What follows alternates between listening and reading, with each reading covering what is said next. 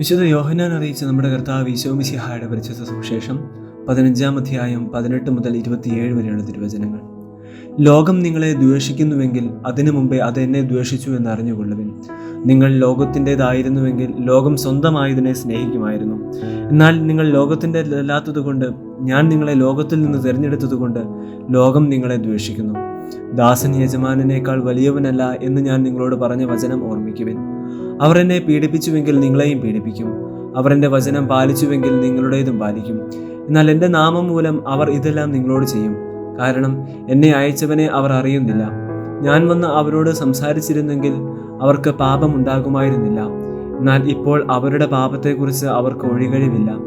എന്നെ ദ്വേഷിക്കുന്നവൻ എൻ്റെ പിതാവിനെയും ദ്വേഷിക്കുന്നു. മറ്റാരും ചെയ്തിട്ടില്ലാത്ത പ്രവൃത്തികൾ ഞാൻ അവരുടെ ഇടയിൽ ചെയ്തില്ലായിരുന്നുവെങ്കിൽ അവർക്ക് പാപമുണ്ടാകുമായിരുന്നില്ല. എന്നാൽ ഇപ്പോൾ അവർ എന്നെയും എൻ്റെ പിതാവിനെയും കാണുകയും ദ്വേഷിക്കുകയും ചെയ്തിരിക്കുന്നു. അവർ കാരണം കൂടാതെ എന്നെ വെറുത്തു എന്ന് അവരുടെ നിയമത്തിൽ എഴുതപ്പെട്ടിരിക്കുന്ന വചനം പൂർത്തിയാകാനാണ് ഇത് സംഭവിച്ചത്. ഞാൻ പിതാവിൻ്റെ അടുത്തു നിന്ന് അയക്കുന്ന സഹായകൻ, പിതാവിൽ നിന്ന് പുറപ്പെടുന്ന ആ സത്യാത്മാവ് വരുമ്പോൾ അവൻ എന്നെക്കുറിച്ച് സാക്ഷ്യം നൽകും. ആരംഭം മുതൽ എന്നോട് കൂടെ ഉള്ളവരായതുകൊണ്ട് നിങ്ങളും സാക്ഷ്യം നൽകും.